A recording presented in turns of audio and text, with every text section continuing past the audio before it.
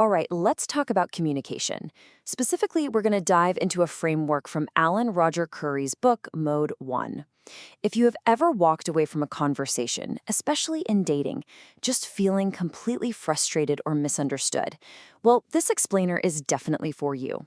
It might just change how you see things. So, this whole idea started with a personal discovery by the author. He realized that when he acted a certain way, what he later named Mode 1, he just didn't feel that sting of rejection. The anger, the bitterness, it was gone, even if things didn't go his way. And that observation became the core puzzle he wanted to solve. And I mean, who hasn't felt that, right? That feeling when you leave an interaction just feeling resentful or kind of drained. It's such a common human experience.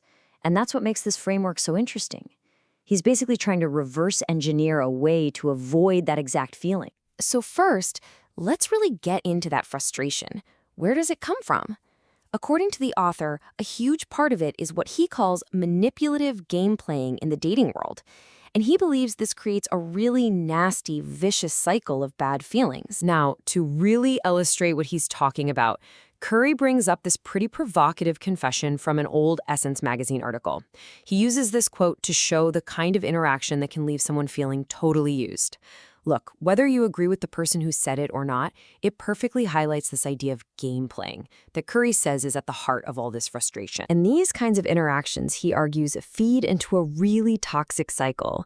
It might just start as simple anger or some ego frustration, but then that feeling can curdle into real bitterness and then resentment.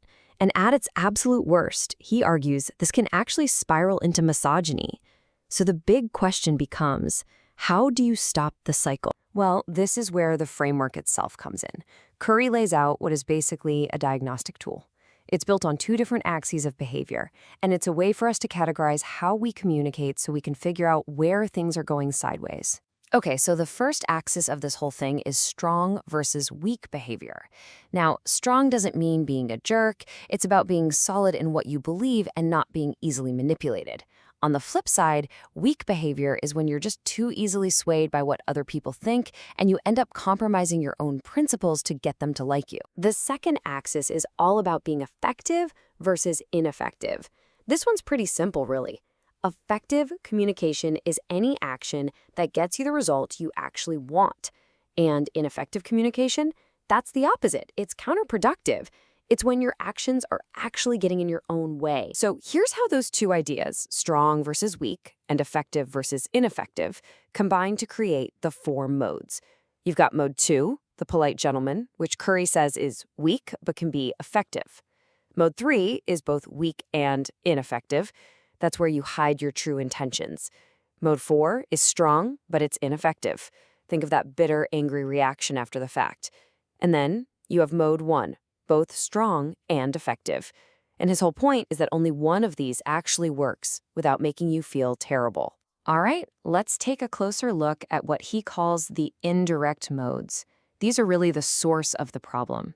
He spends a lot of time on modes 2 and 3, arguing that they're the real reason that cycle of frustration even starts. So first up is mode 2, which he calls the pleasant postponers. This is the classic nice guy approach. It's considered weak because it puts being liked above everything else, especially being direct.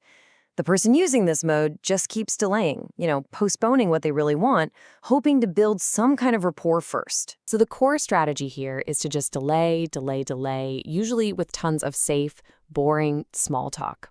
And the danger, as the author sees it, is that this almost always ends with you being put in the friend zone. And what's driving it all? A deep-seated fear of being criticized or just not being liked. Then we get to mode 3, or the phony pretenders. Now, in Currie's view, this is the absolute worst mode to be in. It's weak, and it's also totally ineffective. The person isn't just postponing their intentions, they're actively hiding them, pretending they just want to be friends, all to dodge the slightest chance of rejection. The main thing fueling mode 3 is just this overwhelming fear of being rejected or ignored. And it leads to behavior that's super easy to manipulate. He even breaks it down into two types. You have the timid, who just doesn't have the courage to say anything, and the target, who tries to buy attention with money or favors, which of course makes them incredibly easy to take advantage of. So what happens when you keep trying these indirect modes and they keep failing? Well, according to the source, it leads to a very predictable, very destructive outcome. He calls it the revenge cycle, and it's basically the doorway into mode 4. Currie actually calls this the Dr. Jekyll and Mr. Hyde syndrome. It's a pretty simple 3-step process. First, someone uses a weak approach, like mode 2 or 3. Second, they get a bad result and end up feeling used and disrespected. And then third, they snap.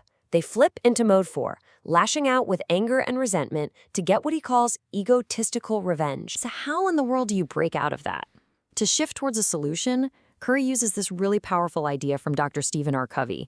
This idea that the problem isn't out there. It's not someone else's fault. That thought is the problem. It's a call to stop pointing fingers and start looking at your own strategy. And that finally brings us to the solution the author puts forward, Mode 1.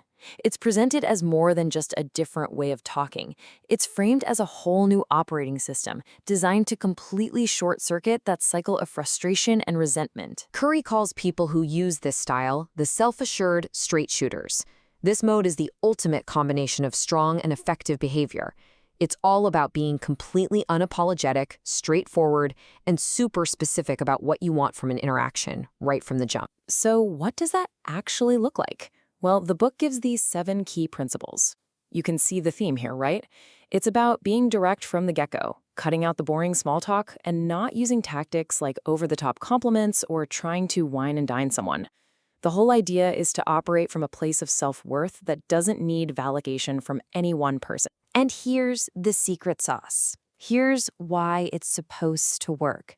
The so-called magic of Mode 1 is that by being so honest and direct, you make it almost impossible for the other person to play games. You're not being manipulative, so you force a non-manipulative response. You just get a clear answer, a yes or a no.